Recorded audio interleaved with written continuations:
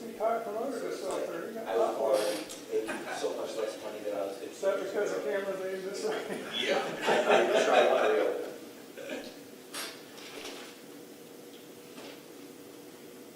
Well, we didn't think it was fair that some of you sit down there and some here, so we figured we'd just put you all. Yeah. There was an excuse. Yeah, that's right. Thank you, Bob.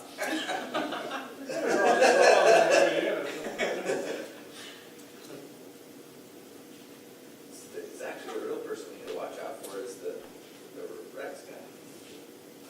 Bob Moses is the head of the parks. We don't usually get the candy for a council meeting. Kind of waiting for that. Well, I've been missing. I figured you hadn't had any for a while, so.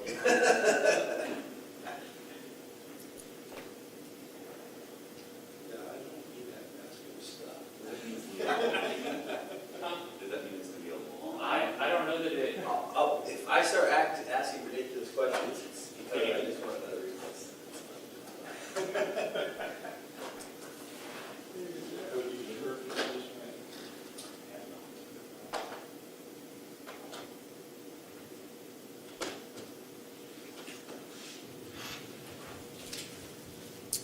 Well, I think we'll hold off a couple minutes just for Miss Wynn to see if she can make it. We haven't heard from her, so we don't know what her status is.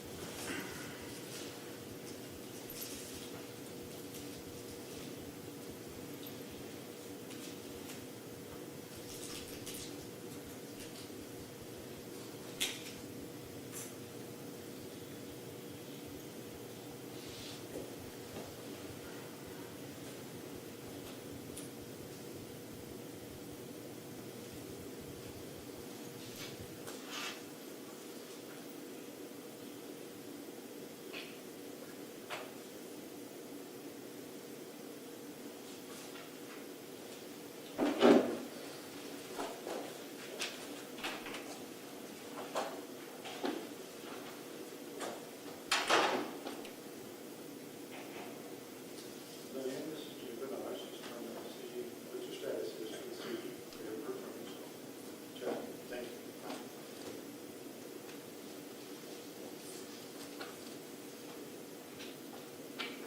I must say, you did an excellent job working on your tablet when we were doing distance. oh man, that first one was brutal. I was impressed. The last 50 minutes, I was holding it like, Oh, wow. Oh, really? Well, I was I was impressed. holding it like this to not be upside down.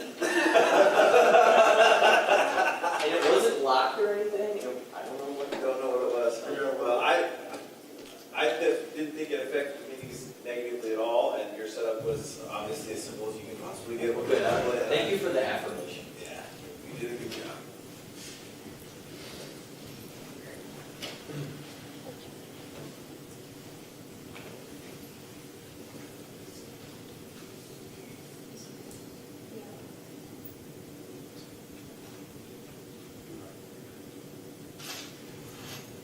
Evening, it's 7:03, and I think we'll call the meeting to order and ask the clerk to call the roll.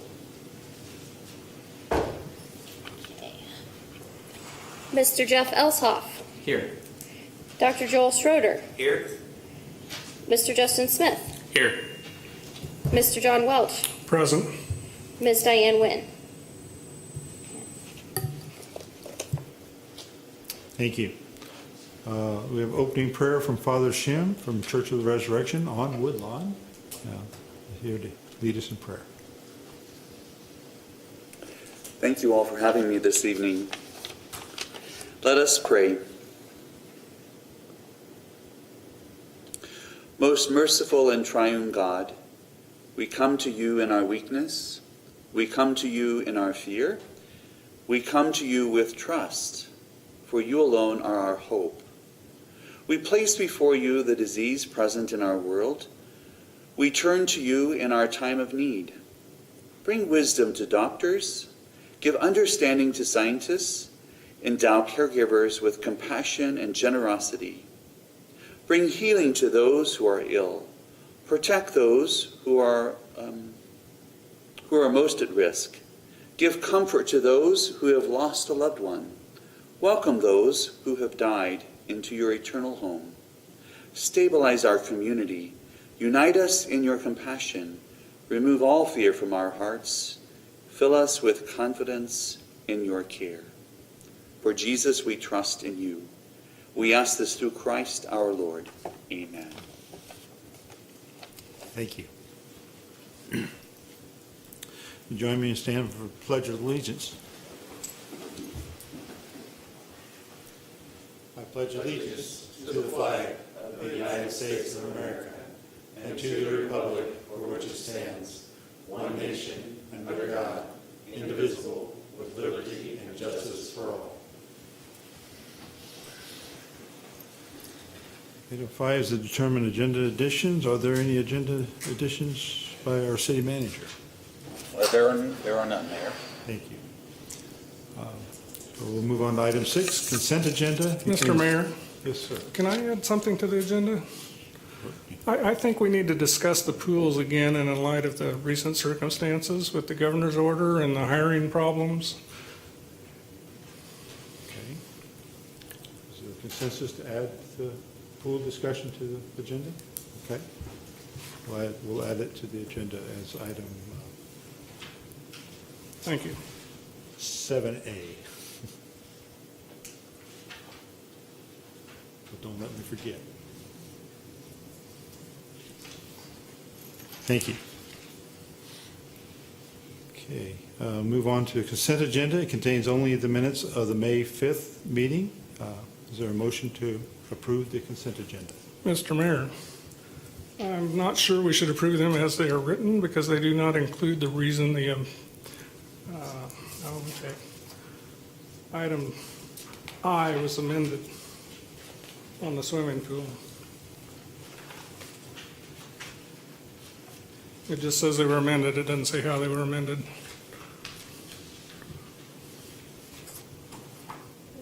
Yes.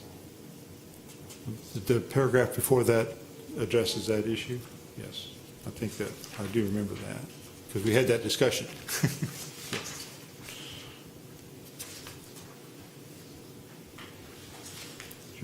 Do we know what item that is? I don't remember. Okay, this may have changed since I last read it because it just said that Mr. Elshoff motioned that we approve the item. It did not say it was amended or anything. Item I, yes. Okay. Mr. Mayor, I believe on item I, the motion that's in there is the motion that I made.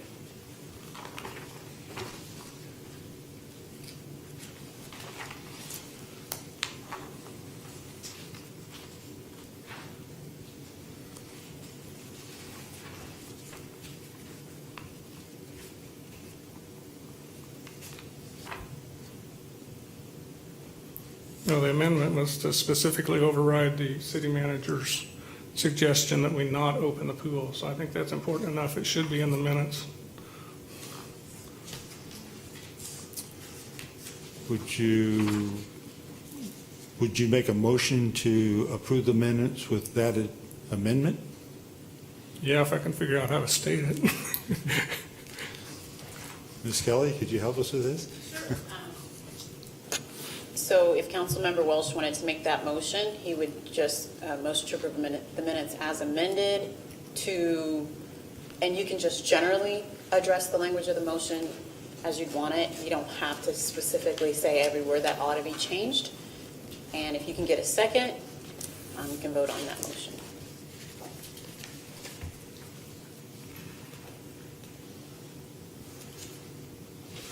Okay, I would motion that we approve the minutes of the consent agenda as listed, as amended, to include mentioning in item, oh, I lost my place now, 12I, I believe it is.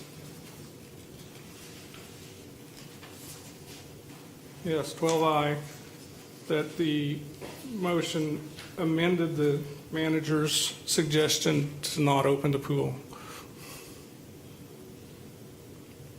We have a motion. Do we have a second? Mr. Mayor, just to be clear, which portion are you, I'm not sure I'm fully understanding the proposed amendments. Is it to the motion itself or to the description above the motion?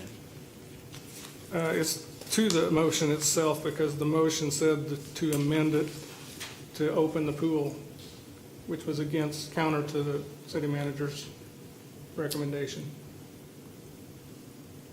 I do recall that as it's written is the motion that I made, and then I think there was a clarifying question following that to ask what amendments specifically were included, and we did discuss the city pool as part of that. And so I don't know, it wasn't necessarily part of the motion, if I recall correctly, but it was part of our discussion.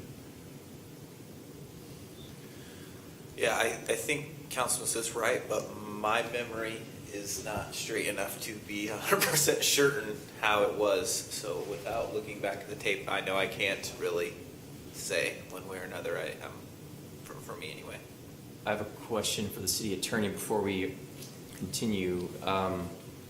Should we have the motion seconded or wait before we continue discussion? Can we have discussion before it's seconded? So it's most appropriate to get a second, but this would be allowed because before someone wants the second, they want to understand the entire motion. Okay. And so this discussion is okay. As to the actual substance of the discussion, Mr. Mayor, I would say if Councilmember Welch were comfortable with saying whether he believes that clarification can go into the discussion part, the city clerk can go back and review the tape and add language to that clarification in the discussion. So that might be the better way to address it than to specify right now where it ought to go. You mean the discussion of whether to accept the minutes No, the discussion of the exception of to the motion pool. I made? Yeah, the actual substance of opening the pool, overriding the manager's recommendation. That discussion can be worked in after she has had a chance to listen to the tape with the way the motion is as he's clarified it. So we would not accept the minutes tonight? No, I'm sorry, the minutes would be accepted as you've stated it, and that would. With the because you're- exception to go back and clarify. Right, your motion is solid enough to allow the clerk to go back and clarify the details of the discussion to get the language you're talking about in the minutes, the way you've stated it. So that amendment can be made on your motion as it stands. So am I understanding you, Jackie, correctly? You're basically saying John's going to make a motion that the city clerk go back and, clarify it, make it longer, put more in, whatever she needs to do in order to make sure it's really accurate. She'll watch that tape 5 times if she has to in order to get all those details right. But we're done with it at that point as long as John's okay with saying we'll approve it pending she is willing to go back and do all that clarifying. Is that what you're suggesting? I'm saying, yes, I'm saying he's done that with the language he's given and the clarifying conversation around it. That motion is fine as it is. If he would like to go back and add more to it, that's fine. But your goal I can don't be think we achieved. need to add any more. I just want Right. to make sure that we get in there that what was amended was that we open the pool. So if everybody listening is comfortable with that, he might be able to get a second at this point. Mr. Mayor, I'll second that motion, but I would like to have some further discussion and a few comments on it. Okay, so we have a first and second, and now we need to have discussion, right? Okay, very good. Mr. Mayor, I don't recall having the amendment or not having the amendment to that. I just don't remember. So I don't know. I'm willing to trust my fellow council members if they remember accurately, but I just don't recall the amendment on that item or not. And I don't quite recall one either, which is why I'm comfortable with the city clerk going back and just, Yeah, once she watches it, she'll know Okay. better than any of us at that point. So I'm okay with that, yeah.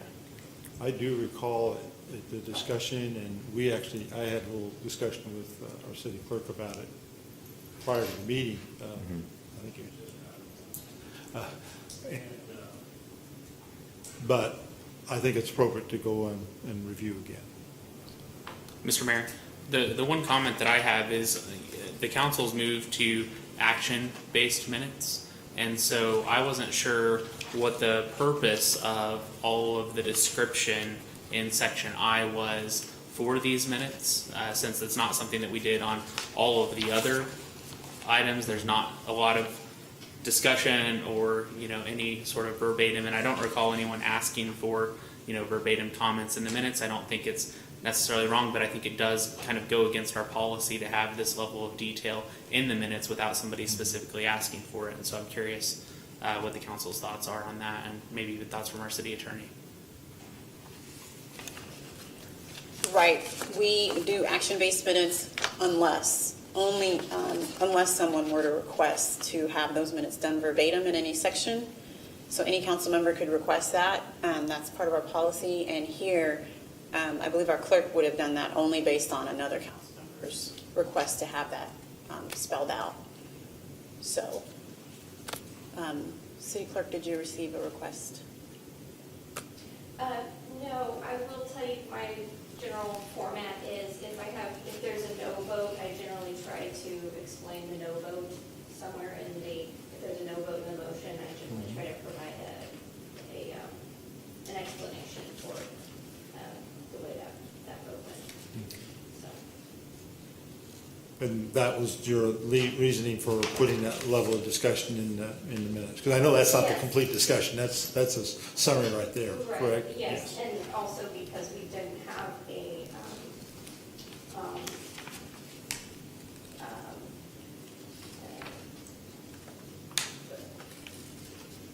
I just felt like people would ask for that level of discussion. If they don't want that level of explanation about the plan, then I can certainly try to strike those explanation of the plan out of those minutes. So, Mr. Mayor, just to clarify from our city attorney, is it allowed as it is written, since there wasn't an actual request in the meeting for discussion based on our policy? Are we allowed to even have that content in our minutes based on our adopted policy? Our policy doesn't restrict it. It does say that we will, have action-based minutes. And so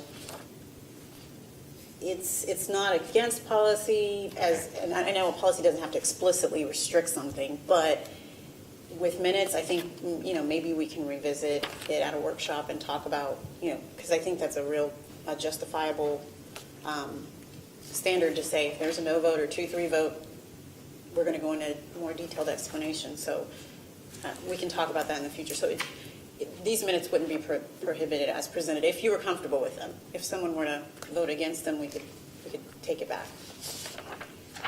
If you don't think they're clearly wrong, then I don't think there's a need to necessarily revisit the policy. Personally, I would if other council members wanted to, but I don't feel a need to. Yeah, I guess I just interpreted it as kind of a summary of the policy. It is a full page, which is unusual, but it didn't strike me as something was not right or whatever, or against a policy. So I'm okay with it. Any other discussion before we take a vote? Hearing none, all in favor say aye. Aye. All opposed, same sign. Motion carries 4-0.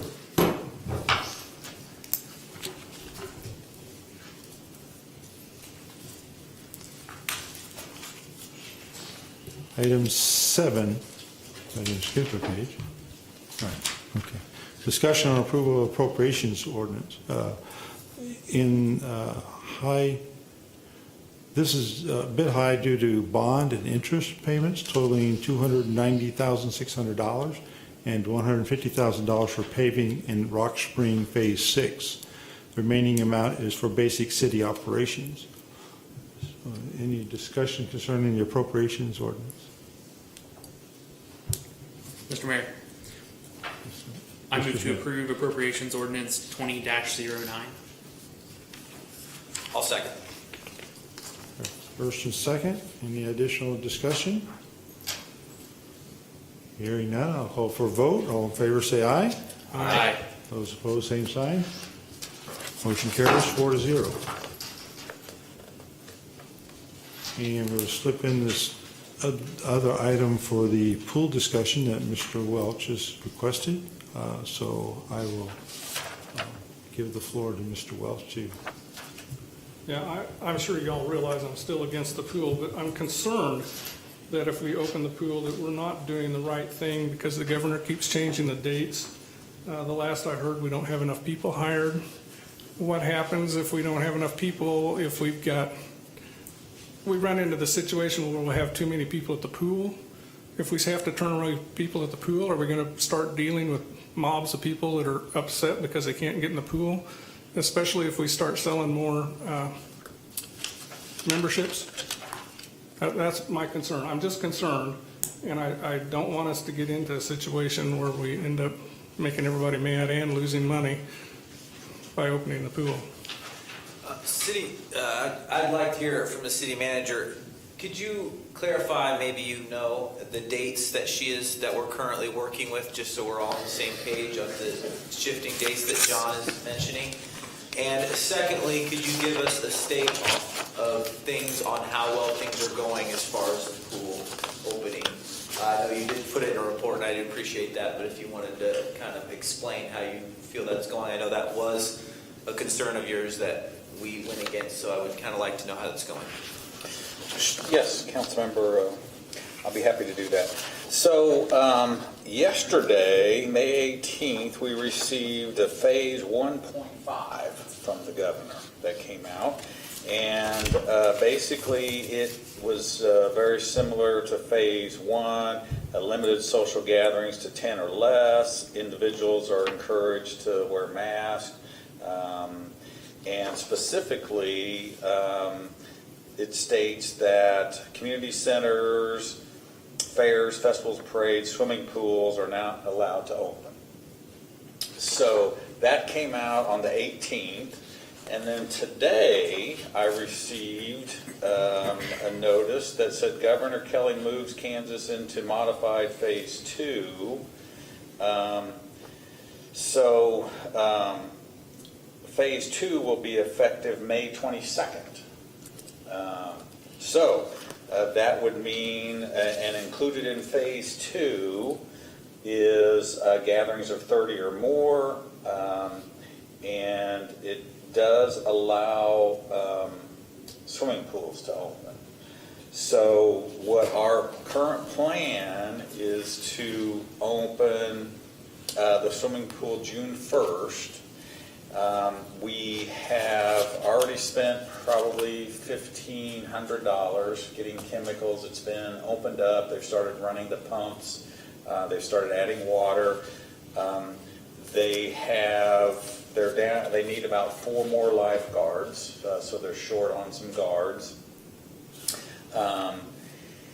We are making some of the changes as outlined in my plan, so we're not going to sell concessions this year to minimize the hand contact.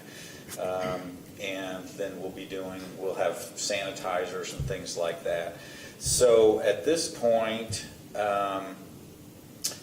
we are moving in the direction to open. It appears that on June 1, when our proposal to open, it will be allowed unless something changes. We have spent some money. We do need some additional guards. So that's kind of the update as to where we're at today. So one clarification, good evening. One clarification is that the governor did issue phase 2 light, effective Friday. I believe she included pools as being closed in this phase 2 light or phase 2 Friday. I think we need to get that clarified if we could to understand that. And then when is the current plan that swimming pools can be open? Because I honestly am unclear myself as to what that is. There may be something out there, I just haven't seen it, because I heard this information late this evening before the meeting. So With regards to lifeguards, what is our prognosis of being able to hire the lifeguards? Do we have other communities that are not opening their pools have lifeguards that are looking for these opportunities, or do we? Yes, do we not? so your first issue, Mayor, I turned to page 2, and it actually does say swimming pools are not allowed to open. So I was looking at her original phase 2 Yeah. that said that they were to open, but this is a modified phase 2. Right. And it says they are not. So again, you're correct that in the modified phase 2, they can't open. So we're still online to open June 5th or June 1st, which is allowed under phase 3 if things continue the way they're going. As far as lifeguards, we've actually hired some from Valley Center because they're not opening, although they're meeting tonight, and I understand there's a petition to open the pool over there. So we've also heard, much like we are talking tonight, we're not sure if the Y is going to open their pools, or we've heard that they may open some of them and not all of them. So there may be some pools that are not opening that we could get some additional lifeguards. And we are expecting more because there are going to be pools that are closed. Again, we just don't know how many or anything like that. So yeah, we're still on the moving target. So the way I'm seeing it, it sounds like the lifeguard hurdle could be jumped, and that's not a possible thing for us to get through. And as far as the changing, we were not going to open the pool till phase 3, which was phase 3, if I recall, is pretty much open season. There's not a 6-foot pool or anything like that going on. And so the changing of phases 1.5 and 2, whatnot, the way I'm seeing it, technically don't really influence our policy at all. I mean, it didn't really change anything for us because we weren't going to open till phase 3 anyway. Now, I do see what Councilman Welch is saying as far as things keep changing, and if phase 3 dates move, that would start getting to be a real big, gigantic headache for us. And maybe we can talk about that. But I think I'm correct in saying technically the changes made haven't really adjusted what we originally had said.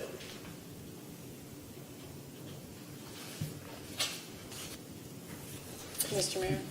Yes. There's just one slight adjustment to everybody's saying, I think the pool would open on the 8th under the new phase 3. That's The just what we 8th of June is what she's saying now. Just based off of what I'm reading about the distinction between phase 2 and phase 2 modified. So that would be the only modification, what you just said about the. Okay, so we would have to change our date to open at phase 3 because phase 2 doesn't allow pools now. So we have to move it to June 8th. Unless, of course, we were able to get our numbers to the first 8 days to be at a threshold lower than I think gatherings of 15 is what the new phase 2 numbers are. Whatever that threshold was. Right. Yeah. So it seems like it'd be pretty hard to open before June 8th and follow the phase guidelines. I don't know. It's very confusing. Just throw that out there. I think we should open the pool June 1st as planned and continue. I don't think that we need to, this is kind of ridiculous. The governor's decrees here are arbitrary, and it's not based on science. It's based on arbitrary timelines that they're looking at or whatever. I'm highly skeptical of the actual science behind whatever those dates are. They're based on trends, opinions. They're going to send state troopers to shut down our pool because we opened a week early. I think we should roll the dice and not live in fear of, we set plans based on a plan provided by the governor. If things are going to be changing on a daily basis, then we're not going to be able to function as a city. We have to be able to plan ahead, plan accordingly. The pool is filled with chlorine, bleach, sodium hydrochloride, which is the exact chemical the CDC recommends to sanitize everything with to kill the virus, destroys it on contact. You know, people entering the pool is probably going to be the safest place in the country, literally, against the virus. And there's new report that came out today suggesting that they're discovering that it may be exclusively contact-based and not airborne. And I guess time will tell, but you can Google it tonight. I mean, there's new research that's coming out right now suggesting that even the CDC rolled back some of their restrictions, recategorizing the importance of, you know, masks and that kind of thing. I don't see a reason. I'm not convinced that we ought to scramble at the last minute here and change our plans. And if the governor wants to step in on, you know, June 7th, the day before we're supposed to be open, and shut down or whatever, you know, we can send the governor the bill for all of our expenses.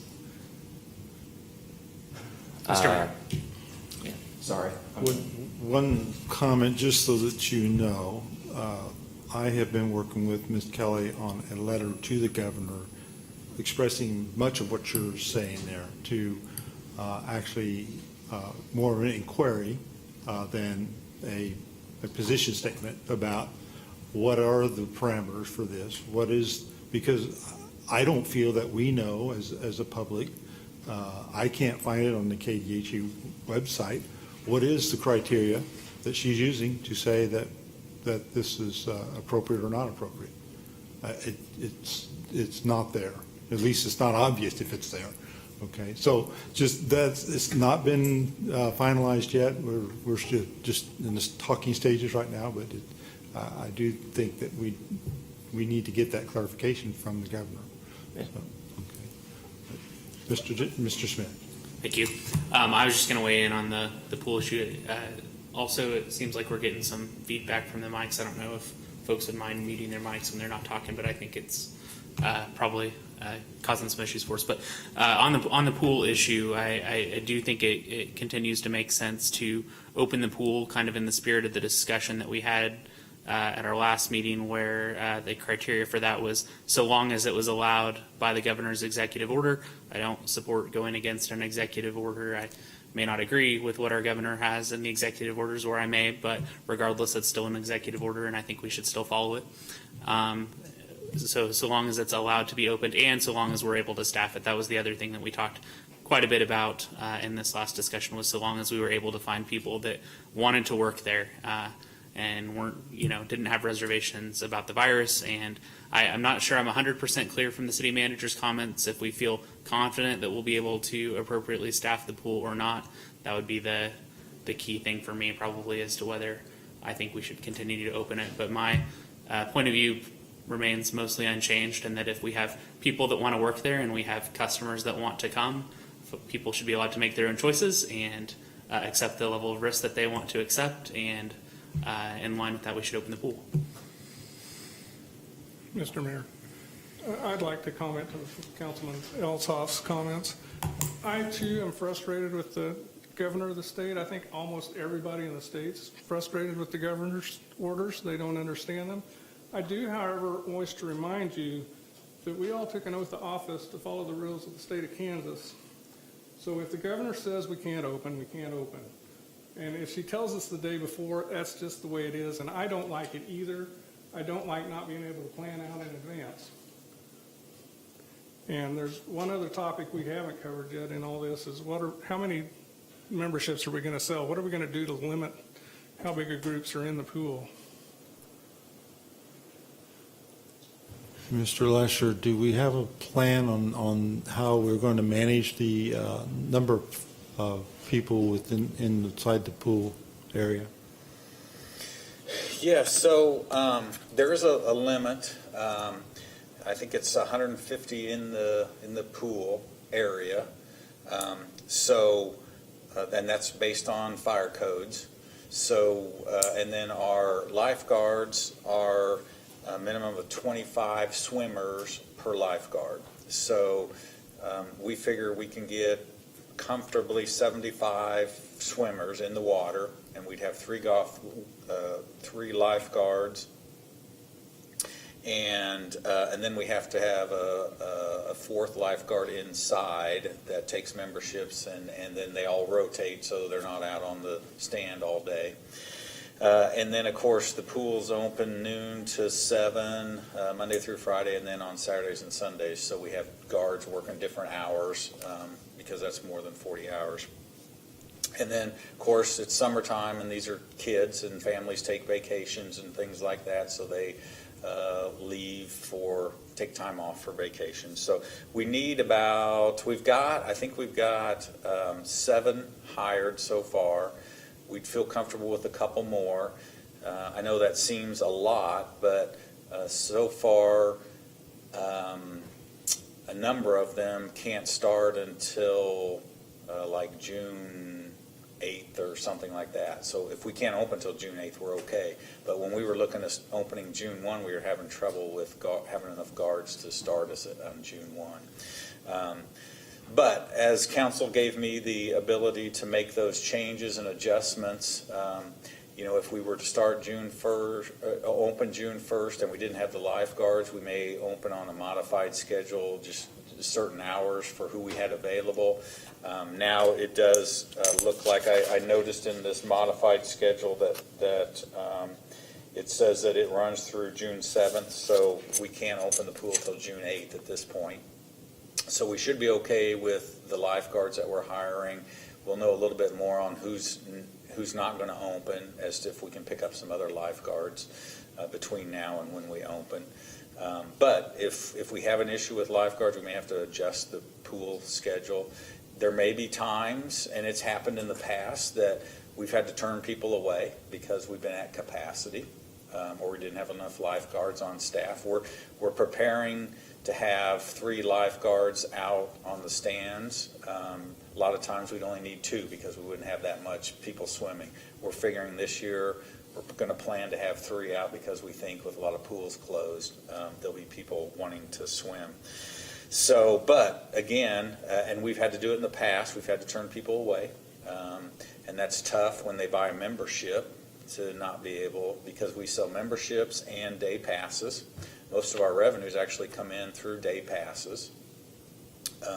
So yeah, that could be an actual problem, that it's so busy that we have to turn people away, and we have to deal with that if it comes. And again, that may be something that we would look at, maybe offering more hours, or again, we just don't know until we get open and how many people show up to buy memberships. We also think there's going to be some that are concerned and not want to come to the pool because they're just not sure about it.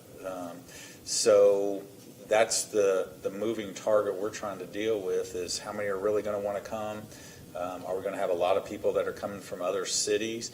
We've even talked about that, is if we get a lot, do we, because it is funded by the citizens of Bel Aire, do we require or allow only citizens of Bel Aire?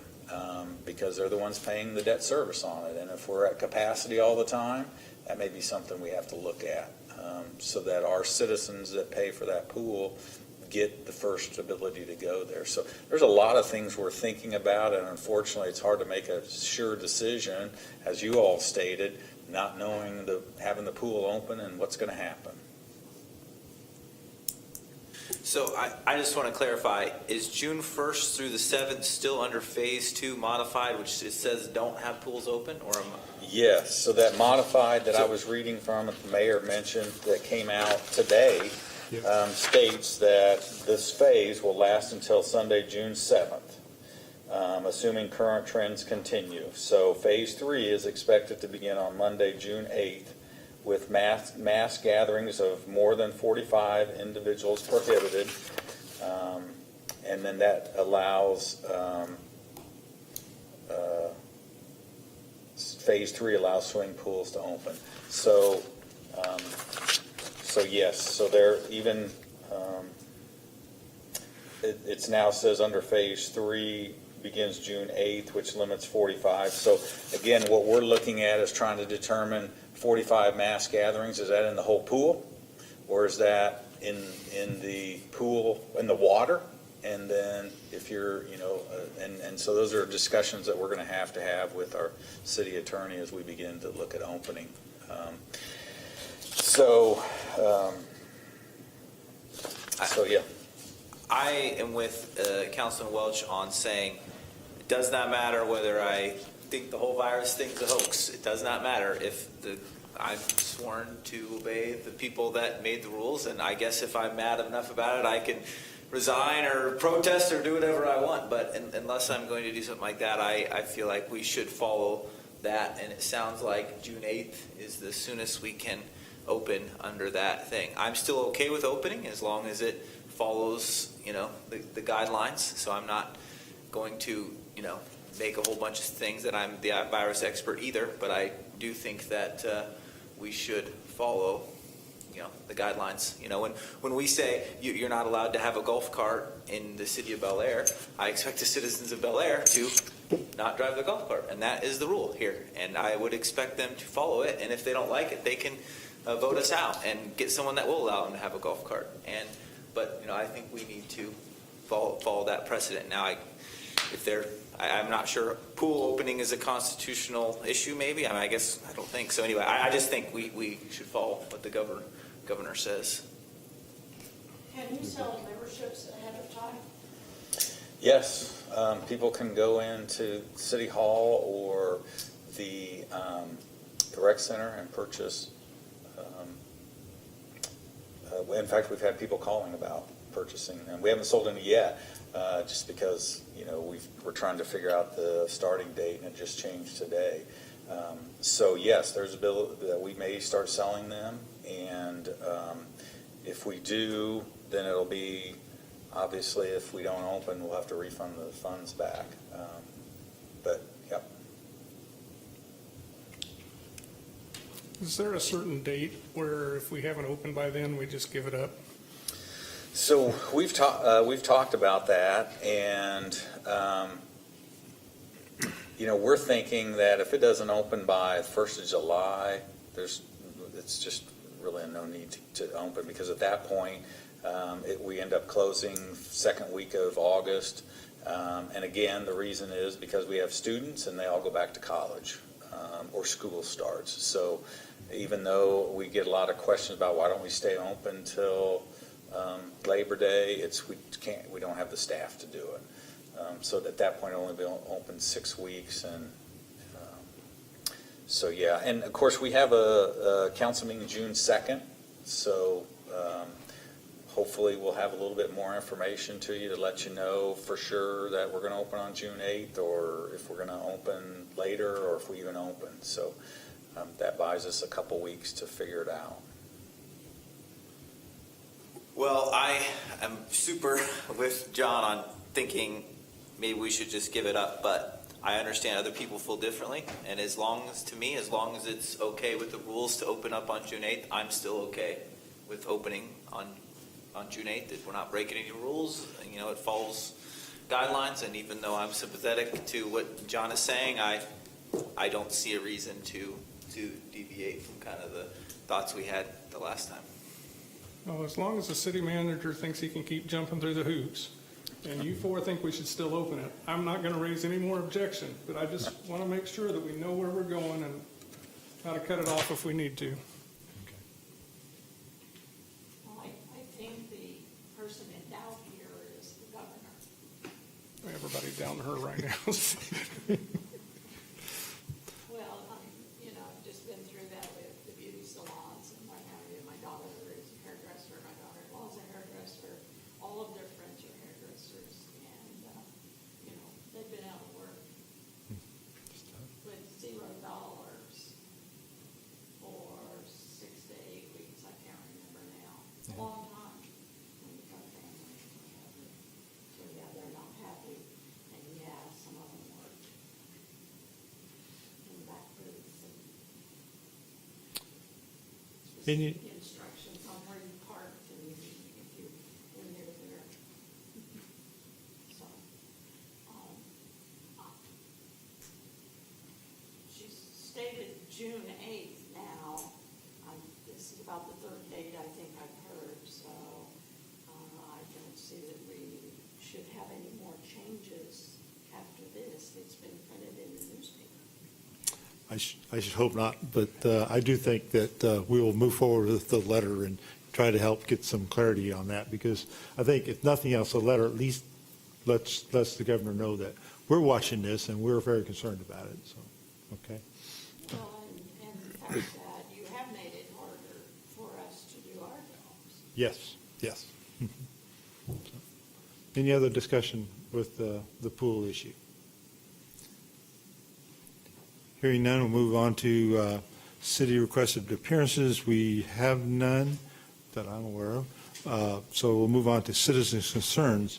I do not see any citizens here except for Father Shem, unless he would like to speak.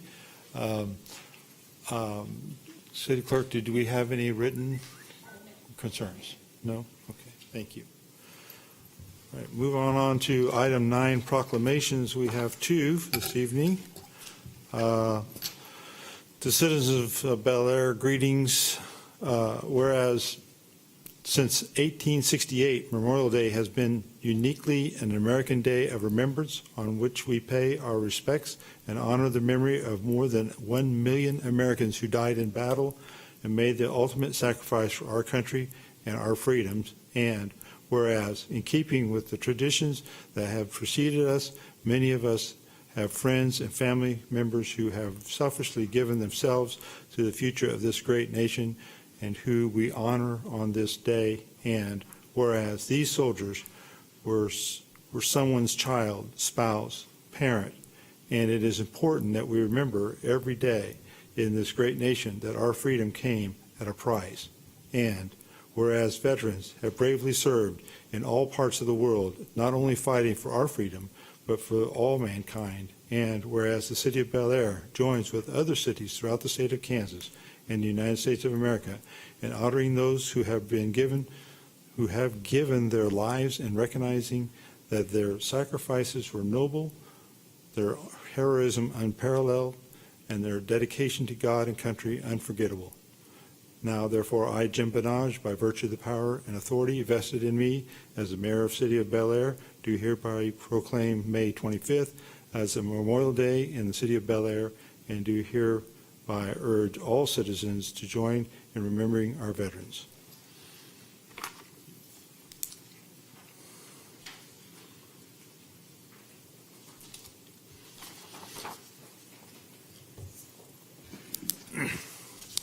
Any other proclamations? Greetings, the citizens of Bel Aire, Kansas.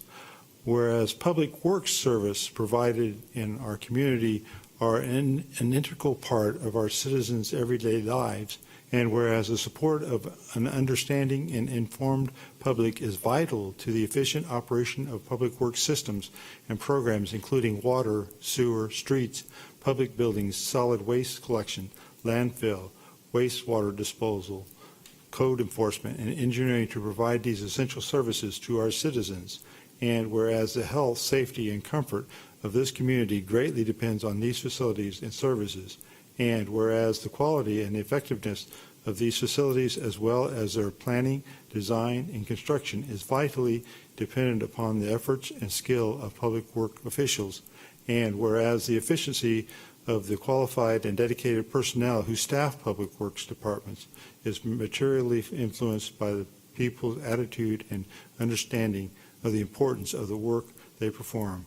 Now, therefore, I, Jim Benage, Mayor of the City of Bel Aire, do hereby proclaim the week of May 18 through 22nd, 2020, as Public Works Week, the rhythm of public works in the City of Bel Aire, and I call upon all citizens, civic organizations to acquaint themselves with the issues involved in providing our public works and to recognize the contributions which public works officials make every day to our health, safety, comfort, and quality of life.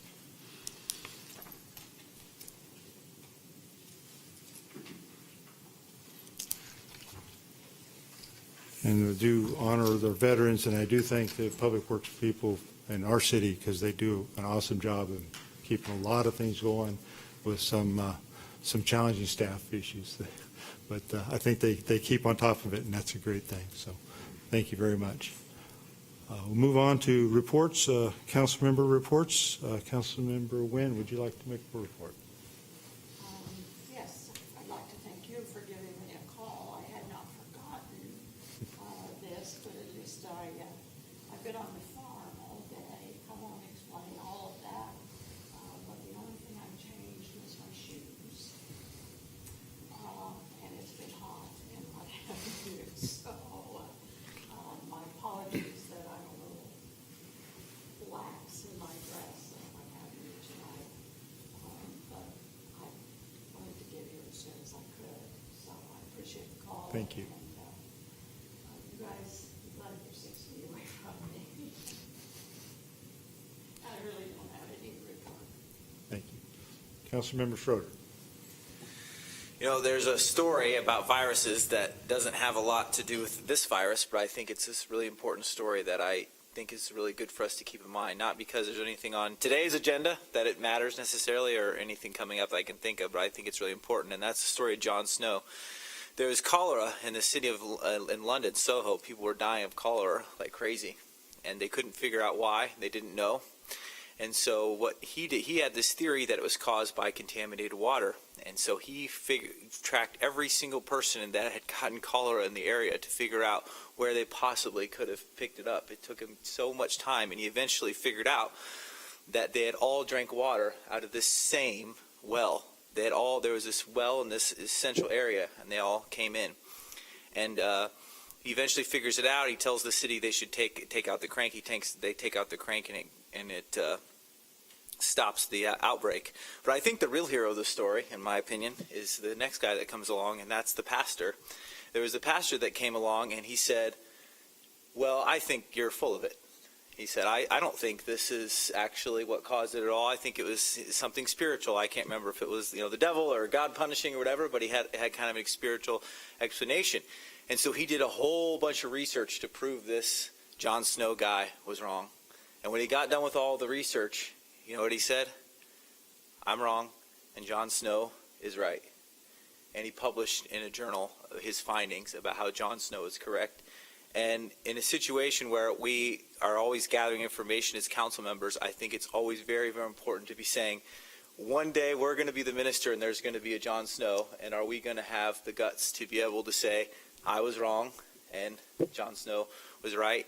And I think it takes real integrity to be the person that switches your opinion. It's easy to pick an opinion and hold it for life, and sometimes I think we value that, and I think we need to more value saying, no, I'm willing to change when I get new information and find out I'm wrong. And I just wanted to share that story. Like I said, it doesn't necessarily apply to COVID or anything we're doing. I just think it's just an attitude. I think it's extremely important, and we should admire in people that they're willing to change their mind when they get new information. Thank you. Councilmember Smith. I have no report this evening. Thank you. Thank you. Councilmember Elsoff. I have no report, Mr. Mayor. Thank you. And Councilmember Welsh. No report. Thank you. I do have a report, the mayor's report. So on Wednesday, May 6th, I participated in the National League of Cities webinar concerning COVID-19 funding. It was kind of interesting. A lot of people on that call because it was a national call. On Friday, the May 8th, I was on a teleconference with Governor Kelly's office that was stated that on Monday, May 11th, a program being rolled out to provide $9 million in CARES Act funding for businesses and communities of less than 50,000, which Bel Aire qualifies as. And this program is to be administered by the municipalities and distributed to local businesses. So I did relay that information to our city manager and our finance director.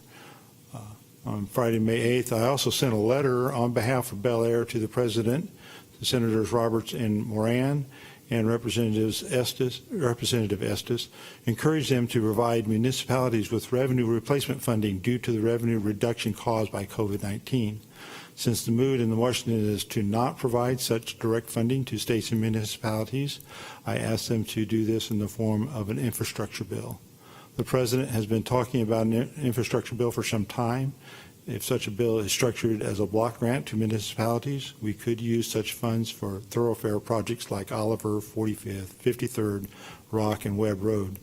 This would give us the ability to fund these projects and continue to the planned spending as already stated in our current budget. As I hear in the news, I doubt anything will be done immediately in this regard. It may take a couple months for Congress to pick up any additional issues related to COVID-19, but at least they have some ideas, at least some input. I have no idea where the Congress will go with that, or the president, or anyone, but just so you know what we're doing here. Then on Tuesday, May 12th, I attended the WAMPO meeting via GoToMeeting. They provided their annual safety report for WAMPO, which includes Bel Aire. We're part of WAMPO. We're in the area. So the traffic fatalities are up on a 5-year rolling average to 63.3 per year. The anticipated target was 59.3 per year, and that is data ending in 2018, because we just finished 2019, so they don't have that data crunched yet. There's a downward trend in serious injuries and reported as 146.8 per year on a 5-year rolling average, and that data is also as of 2018. These reports also have data in terms of fatalities, serious injuries per 100 million miles driven, but I didn't keep those. I thought, okay, this is enough information. So just so you know, they are tracking that information. They do need to do that for the federal government. So on May 15th, Bel Aire closed on the last city-owned lot in Central Park. This takes the city completely out of the residential development business. We made some improvements in Central Park, a hammerhead turnaround in the alley behind St. James. This is to accommodate trash trucks in the alley, and a new curb where St. James ends at the north end as it approaches Isley. The city has worked with the homeowner association, the property owner, Andrew Reese, and USD 259 to develop a comprehensive plan for this area and school traffic. Hopefully all pieces will be in place in time for school in the fall. And then lastly, I understand today is Councilmember Welch's birthday. So happy birthday to Councilmember Welch.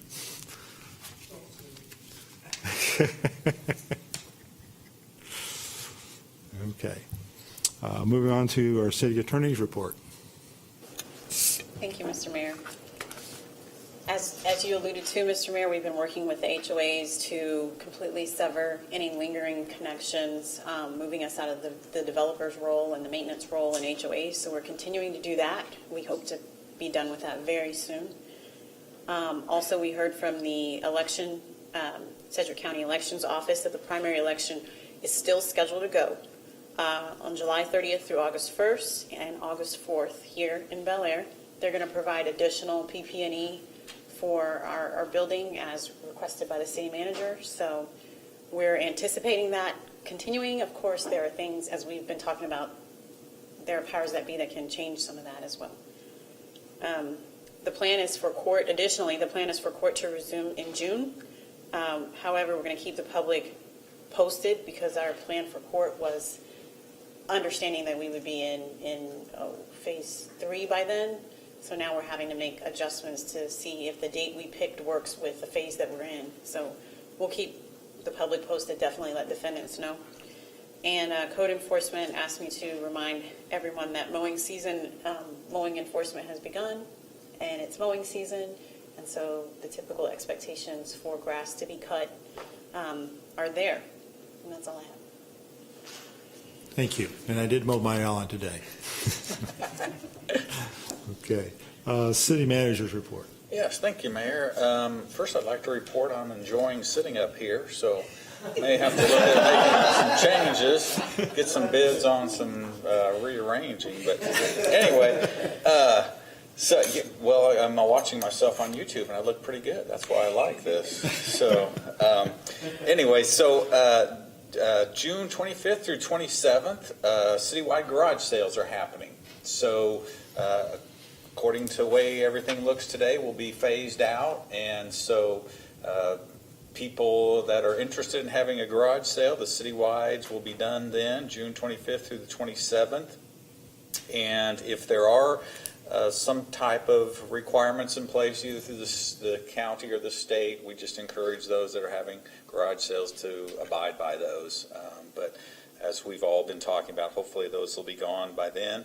A reminder that city offices will be closed Monday the 25th for Memorial Day. The mayor read that proclamation. City Hall does open on May 26th, which is Tuesday. Of course, our new hours will be 8 to 5:30 Monday through Thursday, and 8 to 1 on Friday. We're still, there will be some changes. We've got some plexiglass being installed, and we're marking 6-foot distances and things like that. So still encourage people, if they can do it online or via the phone, please continue doing that. It's worked very well for us. We've been efficient doing that. But if you do have to come in, we will be open. We will have some protective equipment and things around. So, but City Hall will open up next Monday or Tuesday. The rec center is set to open June 1st, and of course we'll be watching that with the phases that are coming out.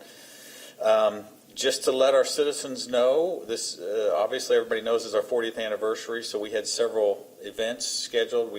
The spring fling was canceled because of the COVID-19, but we are going to have a 4th of July celebration, and at minimum we'll have fireworks, and we'll be sitting in our cars. If at best case we're going to close out the street in front, we're going to have some games, and we're going to have some music, and we're going to have some food and things like that. So that'll be the event, and again, that's all depending on the phases, if anything changes. But regardless, we are going to have fireworks, and hopefully we'll have a lot more to celebrate on the 4th of July this year. And the committee is meeting on putting all that together, so I'll have more details next month. But thank you, Mayor. Very good. And on that note, I did hear today that the city of Wichita did cancel their Red, White, and Boom event on July 4th, so be more reason to have fireworks here. Okay. So, and we'll have new carpet in the city hall. Right? Yes. Very good. Great. Thank you. All right. Moving on to item 11, ordinances, resolutions, and final actions. The developer of Rock Springs Third is moving forward with public infrastructure. Design has been completed on storm drainage, and contractors were notified to submit a bid. And Stevens is here to answer any questions in the following bids received. So, Ms. Stevens. Any questions for Ms. Stevens?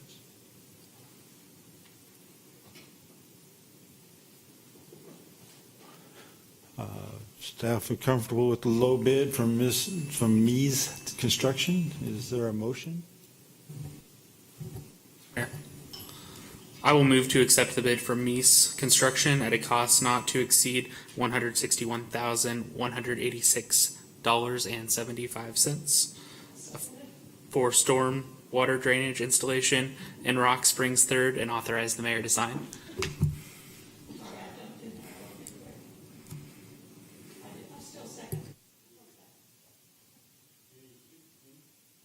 Any discussion? Hearing none, I'll call for a vote. All in favor say aye. Aye. Any opposed, same sign. Motion carries 5-0. Consideration of accepting a quote from JCI for repair of 53rd Street lift station. One of the lift station pumps needs repair at 53rd Street. Staff received a bid, and Ann Stevens is here to answer any questions.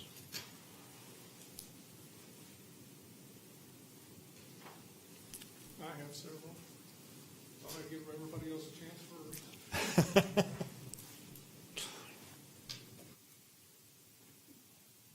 If you didn't, I did. So. But go right ahead. Hope we don't get feedback on this. I wanted to know what the price would be for a new pump with the exact same specs, rather than one that would be the super duper we'd really love to buy pump. We didn't price out a pump with the exact same specs. We're having difficulties with these FlowServe pumps, and we would not recommend replacing any of the pumps with the FlowServe. Is there a comparable service model? We can certainly look at that. Yeah, I'm just curious, because I don't want to spend $12,000 on a repair, and when we could Right. have bought one for 13 or 14. Oh, it's not going to be 13 or 14. It's Just that an example. it's probably going to be in the 30 plus range. Okay, so the one we really like isn't that much higher than that. Right. Do these pumps get regular maintenance? Is there a regular maintenance we should be doing on them? There really is no regular maintenance for the pumps. It's when they go down, we go in and look at them. We are taking the lift station out of service pretty much whenever we go in to repair pumps, so we try and limit that as much as possible. Okay. There really is nothing that can be repaired on the pumps, or that can be serviced. They're intended to be 100% contained and basically run until failure. The failure issues that we have are when people throw down rags, non-flushable wipes, and the lovely mop heads that seem to appear. I mean, those are the problems that we have, because it gets clogged in the pumps, and then the pumps start spinning, and they get overheat, and then we have the problems. Given your pricing, I'm guessing it's really not that sane to have a spare pump handy. It's always a great idea, but given the expense of them, it's We wouldn't use it that often. correct. Okay, thank you. What's the lead time on a new pump? New pumps, they usually run probably about a month delivery, always with this time, you're not sure. Right. So, but I would say, yeah, probably a month to 6 weeks. Thank you. I might mention also that as far as spare pumps, we don't have a spare pump on a shelf, but our lift stations typically have at least 2 pumps in them, so that if one goes down, the other one will work. And so, and then that way we don't have to, when one goes down, we can pull the pump out, and we've got one in there. So we kind of have a backup pump. It's in the wet well, but we don't have one on the shelf because we typically have 2 pumps. They're usually made for 3, but we usually keep 2 in them. All right, so we do have a fallback at least. Yeah. And they're adding to that, we did just install on both the Rock Road lift station as well as the 53rd Street lift station bypass pumping capabilities. We have been paying Mayor Specialty Services to come in and install a temporary bypass. This allows us to hook up a portable pump in the event that both pumps are down. And like Ty said, there's the Harding Street lift station, which is our main one. It is capable of accepting 3 pumps. The others are only capable of accepting 2, but Harding does only have 2 pumps in it at this time.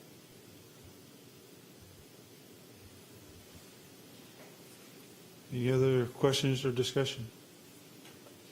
Mr. Mayor, I will go ahead and motion to accept the lift station pump repair quote from JCI in the amount of $12,270 and authorize the city manager to sign. One second. First and second, any additional discussion? Hearing none, I'll call for a vote. All in favor say aye. Aye. All opposed, same sign. Motion carries 5-0. Consideration of the revised governing body vacancy policy. With the recent need to appoint a new member to council, several issues were identified in the current vacancy policy that the governing body wanted clarified. Council has discussed numerous changes over the last 2 workshops and come up with a revised revision on the agenda tonight. Our city attorney can answer any questions. And Ms. Kelly, I do have one question myself, and that is in under Section 3 policy, you have the first sentence says the mayor may will announce. I think it should be will and not may, but I wanted to just get that clarified from you. Can you help me get there one more time? Section 3? Section 3 under policy, paragraph A, paragraph 1, the vacancy occurs. Yes, may. Oh, I Oh, thought no, will. He It's will. actually will. He will announce. You're right. It's not it's a mandatory. Correct. Right. Will. Okay, very good. Thank you. Mr. Mayor, Yes. I just had one question or comment that I thought of after our workshop, and it was kind of around the steps that we were going to go through for a vacancy. One of the things that I thought might be important to be really clear is as we work through that process and we have that hierarchy that we go through of first the mayor may nominate, then it may fall to the person that was the highest vote getter at the prior election. And then finally, we've got the contingencies in place. It occurred to me that should we, in any given cycle, have 2 vacancies where we go through the process more than one time, it might be important to clarify whether it's our intent that we would once again go back to the prior election results and get the second next highest vote getter, or whether that step only works once for the process. And I think it would be my intent that it would only work once through the first iteration of the process and then not again. But as I looked at this, it wasn't maybe as clear as I would like that clarification to be. Thank you. I had similar thoughts, but I'm glad you brought them up. Do you have any comment on that, Ms. Kelly? Mr. Mayor, I think that's a fair point. If any year you would have, so council members serve a 4-year term, that's a long time for, vacancies to occur. So there is a good chance that there would be 2 vacancies in one cycle. And at that time, at vacancy 2, do you want to go back and now go to the second highest vote getter? What does that look like? So maybe a statement that clarifies that, once the highest vote getter is selected, that the mayor may no longer nominate the next highest vote getter, or just stating that the next highest vote getter will only be nominated one time, or however you want to address that, I think is reasonable. To limit it to one, reach into the pool of prior candidates. Yeah, Mr. Mayor, I was thinking something to the effect of the first runner-up from the prior election is the only candidate that is eligible for that type of appointment. I think that's good verbiage. I think it's clear, it makes sense. Because if you had 2 in that 2-year time, because you have 2-year cycle there, that would make sense. Yeah. Mr. Mayor, I'd just like to add to that. I agree with Councilman Smith's assessment of that. It seems that in the policy section, paragraph A, point 1, subpoint I, where it says if the mayor elects to nominate, that would be the space probably to make that statement that only the next available candidate would be eligible. It's just a suggestion for where we would place that comment or statement. Yeah. So maybe changing that, nominate the candidate or nominate the first runner-up, and then a follow-up sentence that points to only the first runner-up. Right.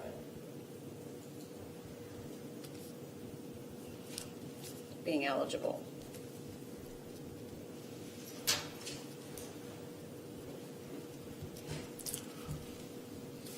Very good. Any other discussion? Well, I think you might need to change the verbiage on item 2 there a little bit too.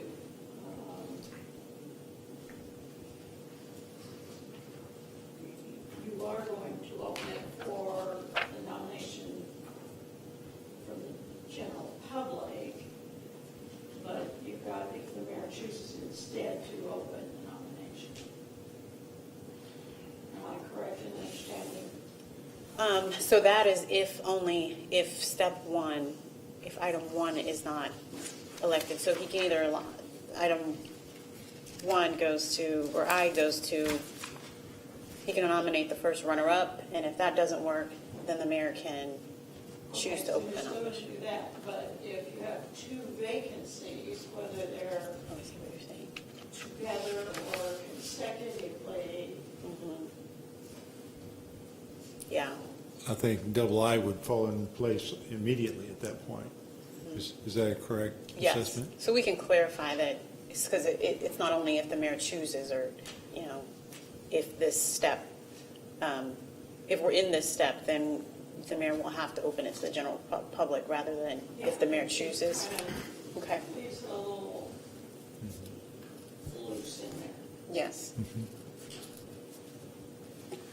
So you can help me if make sure I understand correctly. We kind of have two different time periods in which a vacancy would happen. And I'm sure there's three if you thought about hard enough, but one is during an election time. That's when it happens. One is during a non-election time, so there's no election taking place. Someone just moves or gets sick or what have you, and steps down for some reason. And so we have to have a system that will handle both of those situations, or whatever. Or, that's why it keeps getting longer and longer, is because there's more and more situations. And so the way it would work now is in election time, if we had a seat open after the election time, the mayor or whoever's president, whoever standing in for the mayor is able to just say, the next person who got the next highest vote, I'm going to offer it to you, and we moved on. And that would be nice and quick, and the people would have decided. But let's say the mayor says, there are only two candidates, one got 2,000 votes and one got 3 votes. I think the fact that they got 3 sent a message so clear I can't, I'm feeling like maybe I shouldn't nominate them, and then they are allowed to go on to a different step of whatever. And then we also need that second way of doing things, because if it happens non-election time, we cannot fall back on whoever, got second voting election. That election's not taking place. So we do need a policy, the policy to include some way in which we pick someone, and that we have that as well with the mayor nominations. Is that kind of like the two buckets we sort of have?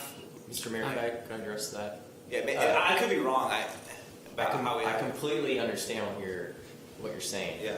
The way I've thought about it is that we always have 2 years between elections. So if we're a year and a half in since the last election, that would probably be the farthest distance where that perhaps could come into play, but I think I'd still be okay with looking back a year and a half to the previous election and still saying, okay, offer it to the next candidate. And we do have a language in here for that. Once we get really close to the next election, the council has the option to say, you know what, we're 30 days out from the election. It's not worth going through the rigmarole of all this. We'll just leave the seat open for that 30 days until we have the election. So in our case, let's say I immediately, got sick or moved or whatever and was gone. The mayor would be allowed to pull the next person from the election even still, which, or is that what you're thinking? Or he's shaking my head. I was understanding that's what you said. I don't think that's how it reads now, but I think that's what you were describing, or you guys can clear this up for me. Maybe I'm a bit confused by your comments, because I think you were talking about an election time and a non-election time, and I think there's always an election to go back to. In our specific case, if we were to have to fill a vacancy for you for some reason, I don't believe we would be able to go back to the previous election, because the council member that was the first runner-up is already serving on council. But if we added the second runner-up, which is what you were suggesting, we even still now would be able to go back to that? Or I was suggesting to specifically disallow the second runner-up. Okay. Right. And I wasn't even thinking about that scenario, but you're right. For right now, we wouldn't be able to go back to a candidate because the candidate's sitting next to me. So then in that situation, we would, or the mayor could either nominate or not nominate. And are you suggesting we do it that way to kind of protect the person that didn't get a lot of votes, allowing the mayor to be able to shift away from someone who didn't get a lot of votes? Or I was really suggesting that because I think it's important we be clear on whether that is the intent or not, mostly. And it'd be my preference to not allow that. It seems like, going back to the next highest vote getter makes a lot of sense in a number of cases, but often we don't have that many candidates for, a given election. And I don't know that continuing to go down the list is necessarily the most effective way to go about filling it after the first. I'm okay with that. I mean, we're getting a pretty, we're doing a very good job, I think, of trying to cover all the scenarios, but I'd be okay either way on that. And we're getting to some difficult scenarios, but I think we've gotten it fairly cleared up that we're not going to, come to we've got all the bases covered for the most part, so that's fine. I had a new, are we finished on that point? Sounded like we were. Yeah. I got a couple of minor things here.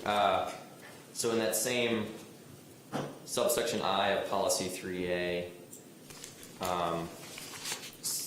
section II that addresses the mayor shall announce open position. The way it's currently worded is at a public meeting, publish the announcement in the official city newspaper or post on the city's website. The way that reads is the mayor could do any one of those, but not necessarily all of them. Did we want to say to do all those, or I just want to make sure we weren't overlooking, because if the mayor just posted on the website, maybe a lot of people won't know about it. I mean, we have I guess, a general culture on this council of when it comes to announcements and media to kind of hit everything. And this kind of doesn't do that the way it's worded. And I just wanted to see if we maybe wanted to word it so that there's more obligation to post the newspaper and make a public announcement at a meeting and post it on a website. It seems like that wouldn't be that hard to do. Maybe we could word it, we say as many of these things are possible. That way, if there's no longer a newspaper or something like that, we don't have to go revise the policy or whatever, but maybe say as something to the effect as many as these are possible. That way we're not, because if you list every single one and then that thing doesn't exist anymore, so maybe something like that would, because I agree, it kind of sounds like we could put it at a footnote on the website, and I don't think we would do that, but technically we could just bury it somewhere deep on our website. And no one would ever know about it. And I don't think that's what anyone is intending or what would be done. But I agree, it reads like that could be done. Mr. Mayor, Yes, sir. I think if I recall, we maybe had some specific discussion on that topic, and I think one of the things that we were trying to think about was how to start the process of getting the applications and start the 30-day window without necessarily being tied to specific media cycles and necessarily having to wait on the newspaper to be published or the Bel Aire Breeze to be published, which is published once a month, in order to start the process and get that clock rolling. And so I agree with the concern that I think it's our intention to do it on all of those forms of media, but perhaps maybe that 30 we could specify that the 30-day window would start upon the first of the publishings to be more clear there. Well, further down, we had talked about having a potential candidate come in either during a meeting and, one of our meetings and meeting public, and have a meet public,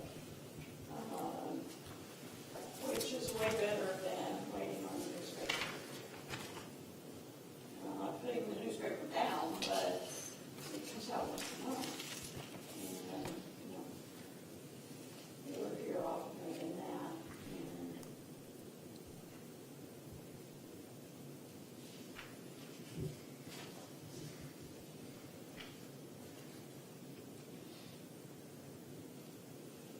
And Any other discussion? There's a couple of, I think they're typos. Section C, or paragraph C, section 1, excuse me.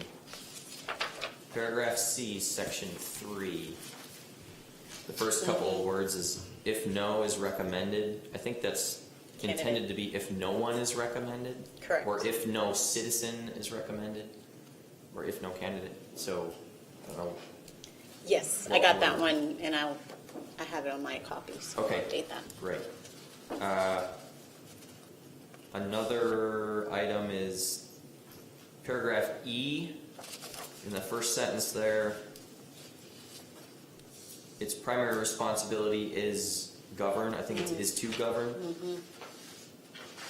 The to is missing, just to be clear. Are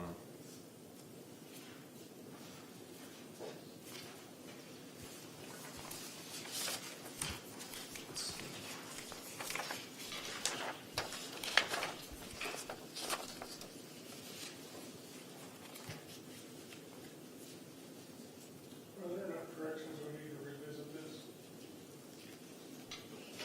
That certainly is an option. We can table the item. There are, I think, at least 2 substantive recommendations or changes that you may want to see written. The one being the runner-up, the first runner-up, and then the requirement that the publication be made in as many avenues as possible, and then the 30-day clock starting upon publication of the first. Those are the ones you'll want to see probably one more time, and so I'd be okay with tabling it. I mean, if you're okay with, we can address them and send it out again. Like I said, it was a 2-day window. I did have somebody else read through the typos, but some of those things are going to get missed, but we can get those in there, no problem. It's the substantive things that you may want to look at again. Okay, well, I guess I do want to express that I still struggle with this policy just overall. I'm not convinced that the mayor should have the tie-breaking vote power. I'd just like to speak to that a little bit. First of all, I guess it's a combination of things. The way this is currently written, the mayor can make one nomination or a number of nominations from the candidates, or he can choose to make no nomination. And the mayor can make the one nomination, the first nomination that takes place, and then he also gets to break the tie if there's a tie, if it's a four-person council. It seems a little to call it a vote, because the mayor's not going to vote against. He's not going to vote no, right? I mean, presumably the mayor is going, since he nominated the candidate, he's going to vote for that candidate to get through to. I can't foresee a scenario where the mayor actually votes no on his candidate, and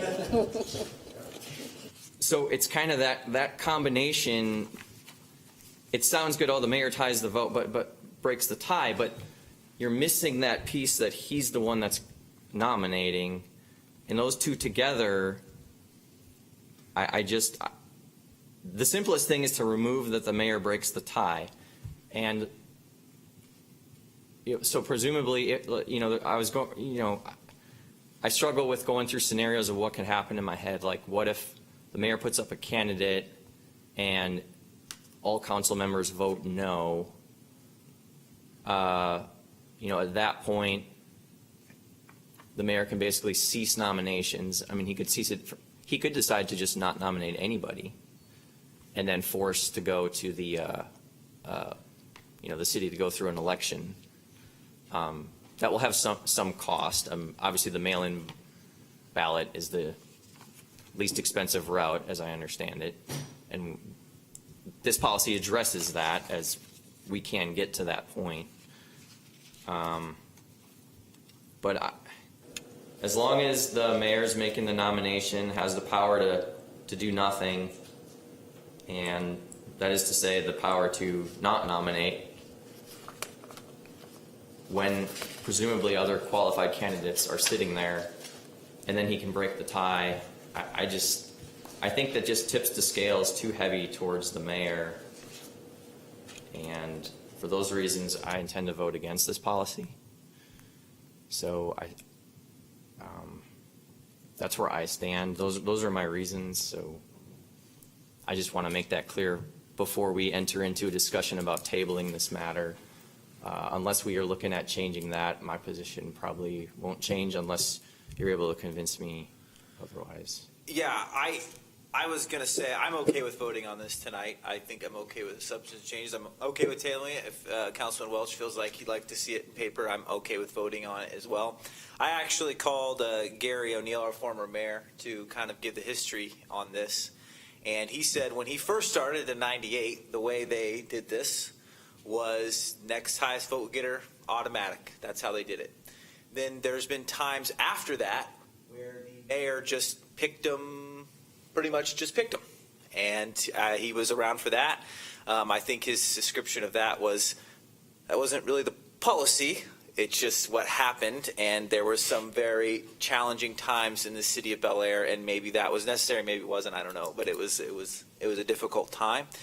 And so the policy we kind of all inherited really was only 10 years old, actually. I kind of thought it might have been a long-standing policy, but it is not. We have unfortunately kind of had a topsy-turvy policy, and I'm actually very glad that if we do end up voting this in, we have a policy that's been well thought through over a very long period of time.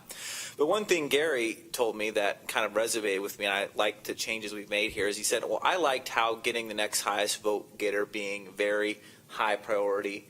He thought that was a good thing. That's how they did it for a long time. And I am glad that this policy has taken a shift to make the next highest vote getter a priority person in order to get. I'd be okay with the next highest vote player more automatically, but I'm okay with this too. But I am glad we have kind of made that shift. I understand what Councilman Elshoff said. We've discussed it.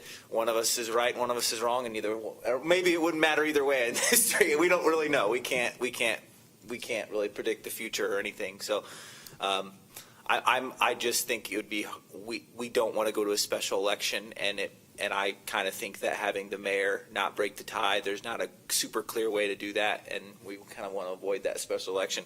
If the mayor just wants to be kind of a jerk about it, announce all these candidates, everybody wants to know the candidates, everybody knows who they are, everyone thinks they're qualified, and the mayor just refuses to nominate them, he's going to have to answer to that at the next election, in my opinion.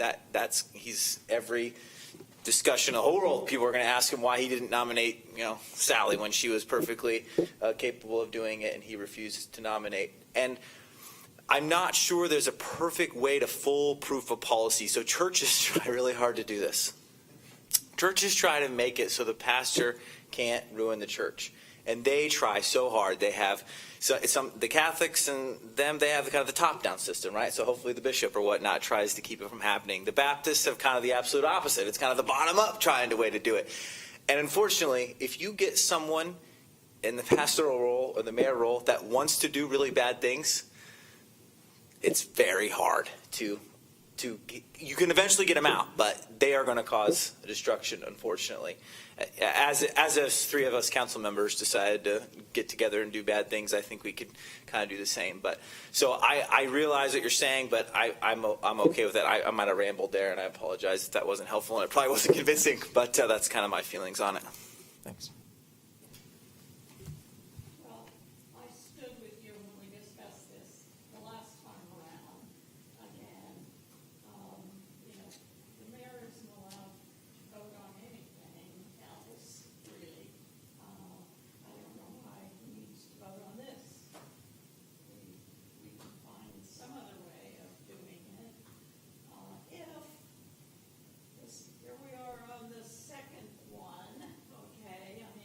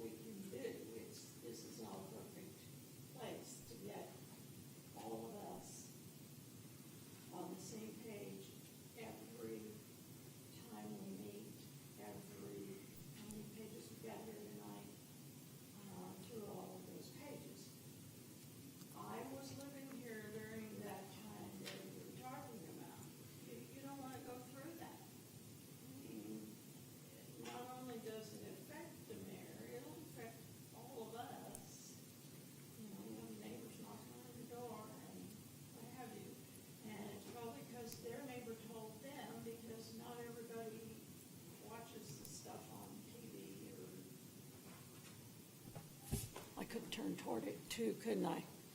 Sorry. You know, I wouldn't watch it at home. I never did, never have.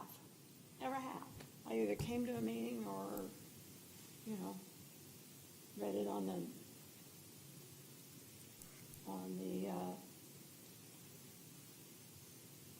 page. It's my understanding that there are situations where the mayor can vote and break a tie. Is that not true? There are situations in our codes where the mayor can vote, like with the zoning matters, he votes. That's directly from state statute. Ordinances, there are a couple of other items where he would vote.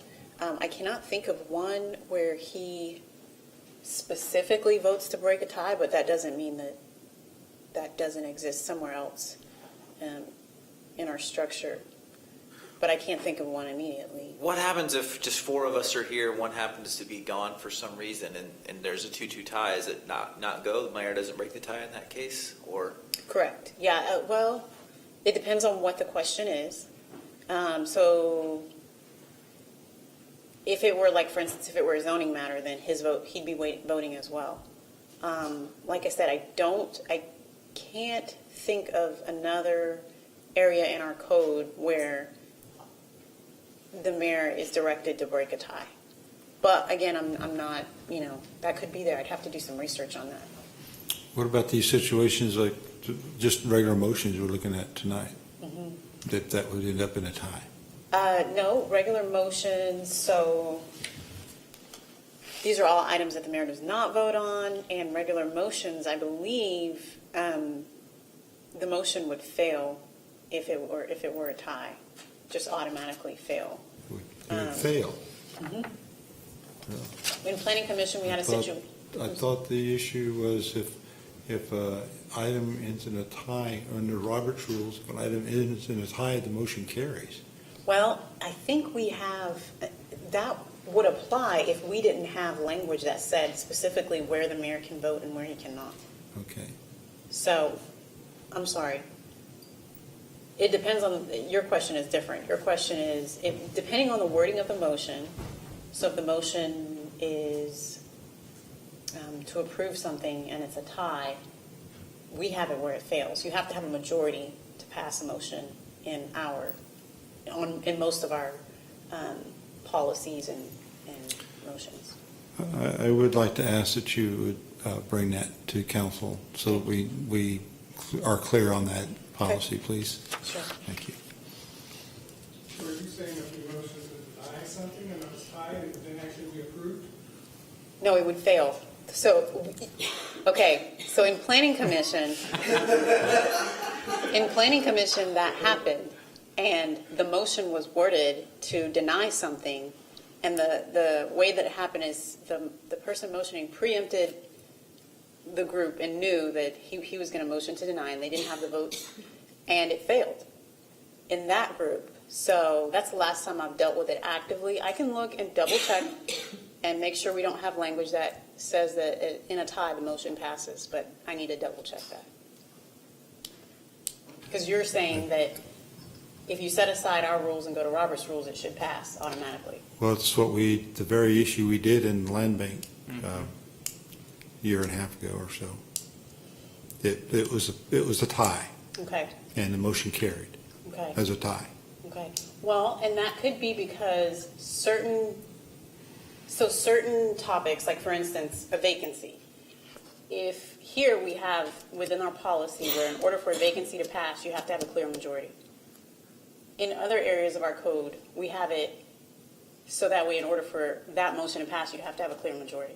With 50-50, you don't have a majority. So my understanding is depending on certain codes and planning and zoning matters, those things have to be passed by a true majority.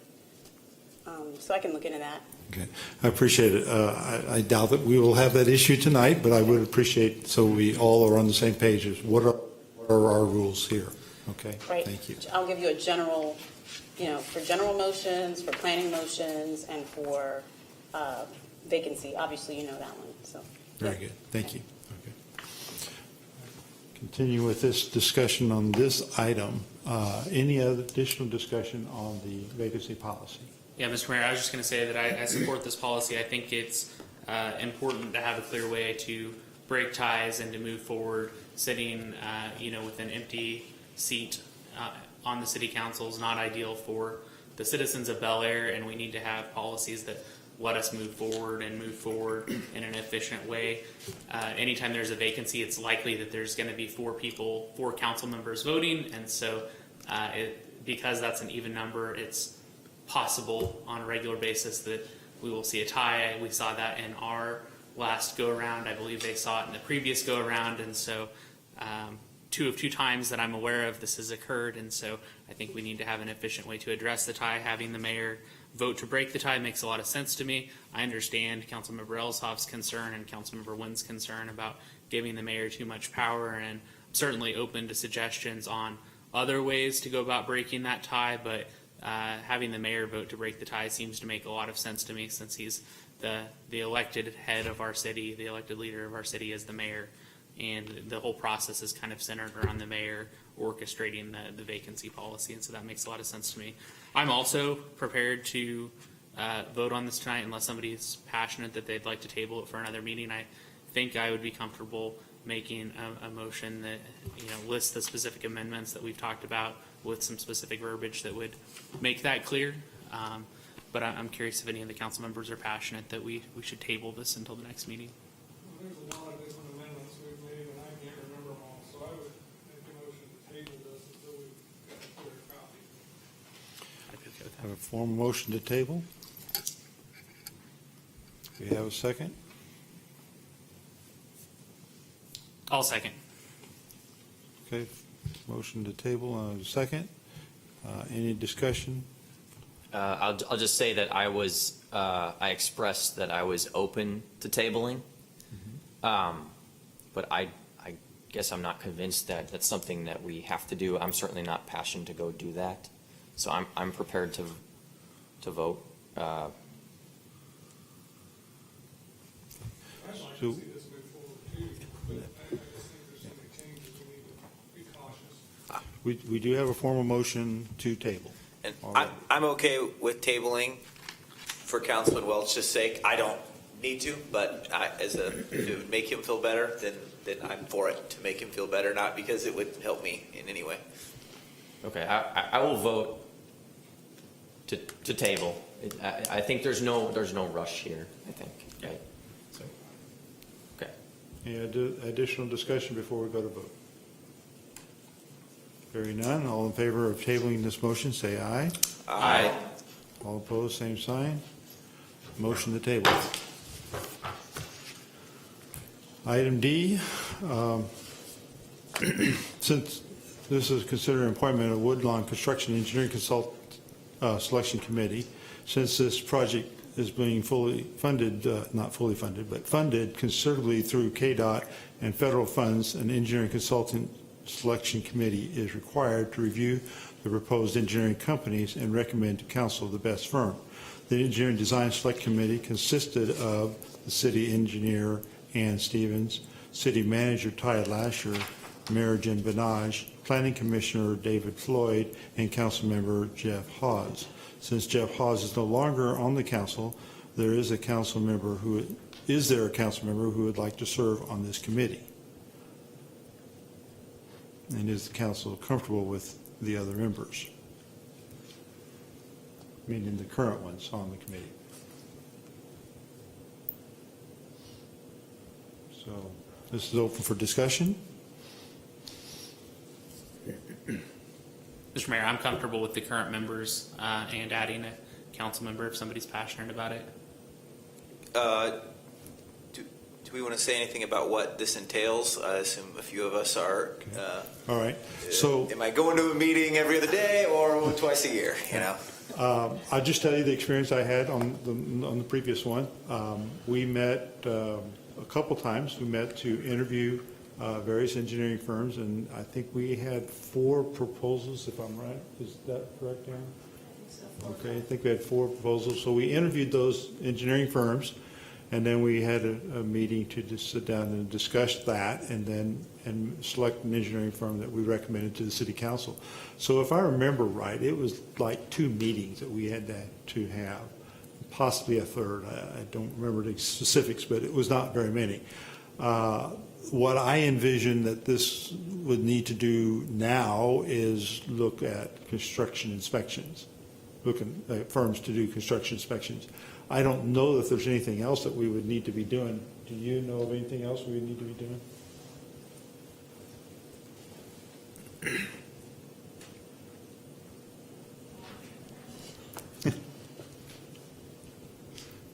Took out the short path.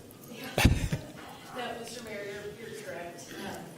Just kind of for the council, the process of KDOT advertises for construction engineering, i.e. observation services. All the firms submit their qualifications to us. The committee will review those. I would envision probably maybe 3 meetings, one to pass out the proposals, one to discuss the proposals, one to interview firms and have that meeting. Or maybe a 4th one to make a final recommendation to council. KDOT, once the city makes a recommendation, KDOT will actually negotiate with that consultant as far as the price goes. So this committee is just looking at qualifications and experience. They're not looking at price. And then KDOT will contract specifically with that consultant.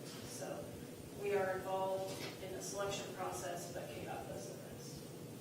Mr. Mayor, question? Yes. The consultants, there is a pre-qualified list of contractors that KDOT has approved for consultants to do the construction observation work. They have been through KDOT testing, et cetera, and meet all KDOT's qualifications. KDOT sent our project out to all of those consultants, and then those that are interested will send us a proposal. And it is from those that we will select a contractor as consultants. Councilmember Smith?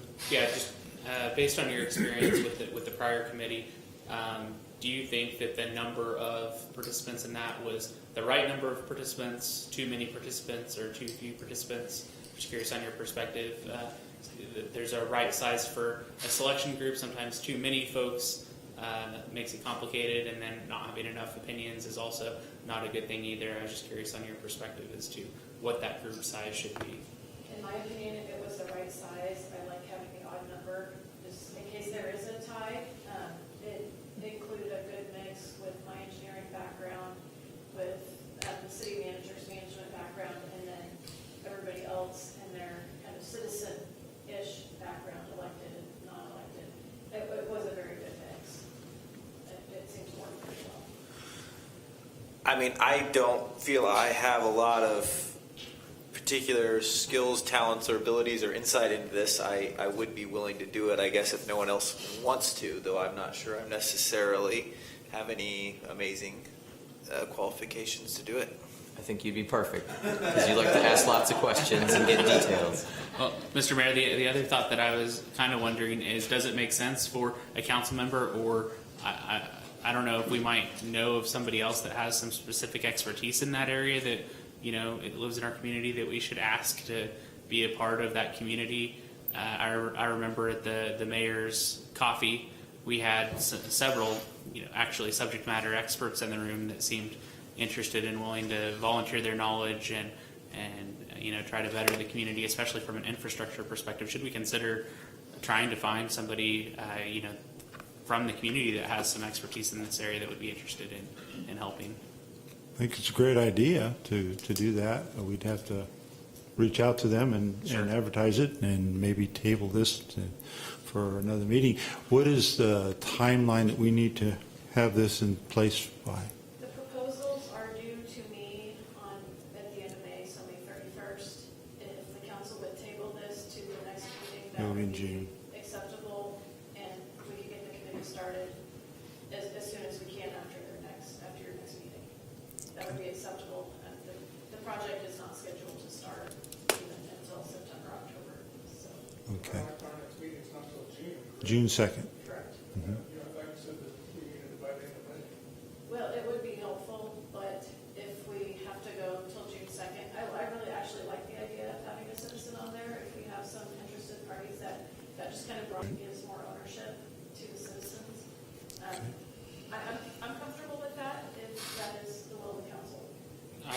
I'm certainly not opposed to Councilmember Schroeder being on there. I don't want to imply that in any way. It was just an idea that I was having that I thought I'd throw out for discussion.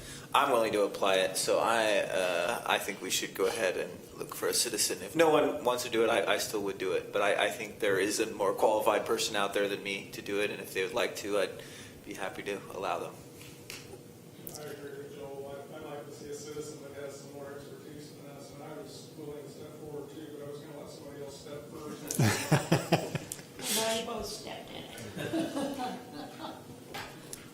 Yeah, I think, So do we want to table this with going out and advertising that we need citizens to step forward right away to say that they would be willing to participate in this? yeah, I was just going to say that I support the idea of getting a citizen that probably has some sort of expertise or experience. Right. That's a good idea. There are some that have a lot of expertise in road building. So, yeah. Okay. So hearing that, do we have a motion? Yeah, Mr. Mayor, I'll move to table item D to our next council meeting and request that the mayor and staff work to advertise this opportunity to our community. I'll second it. Are you done? I've done it before. Okay, we have a first and second. Any additional discussion on this issue? And the motion is to table and request citizen volunteer. I guess I have a question. Who's kind of going to run this volunteer hunt? I will work with Mr. Lasher and we'll make sure that it gets out. So he has lots of tools available to him, I know. And he knows a lot of those people that Yeah, know something. okay, very good. Okay, no other additional discussion. I'll call for a vote. All in favor of tabling, say aye. Aye. Anyone opposed, same sign. Motion is tabled for the next meeting. Item 12 is a need, and we do have a need for an executive session. I would like to ask that we have a 5-minute recess before we go into do this, and then look for motion to go into executive session.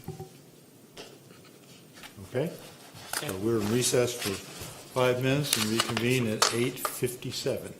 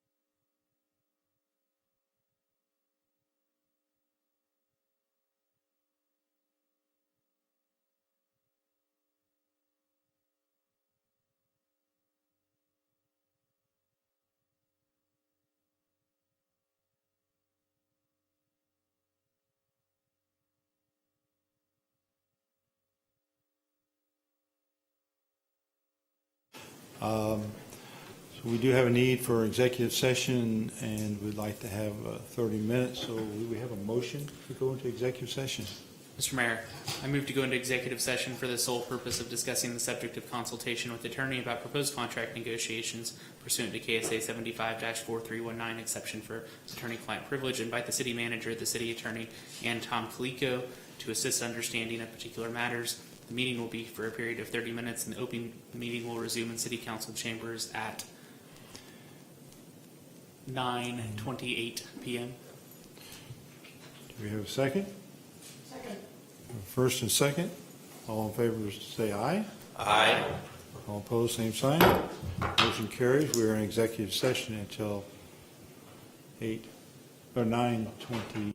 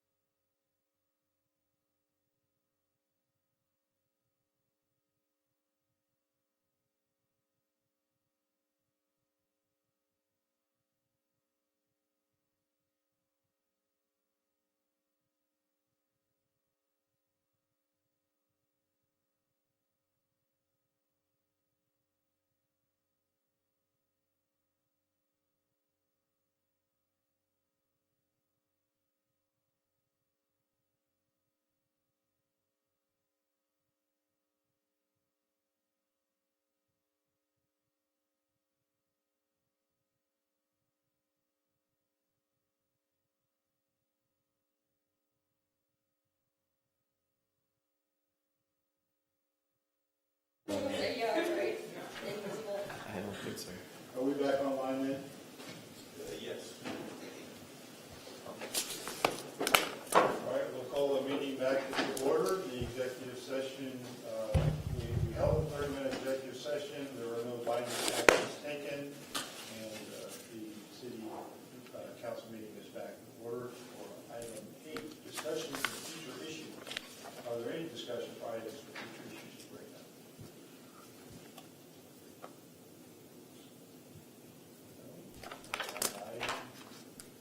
I said 8, that was 13. I can't remember what I mean. Item 14, adjournment. Second. Second, discussion. Hearing none, I'll call for a vote. All in favor, say aye. Aye.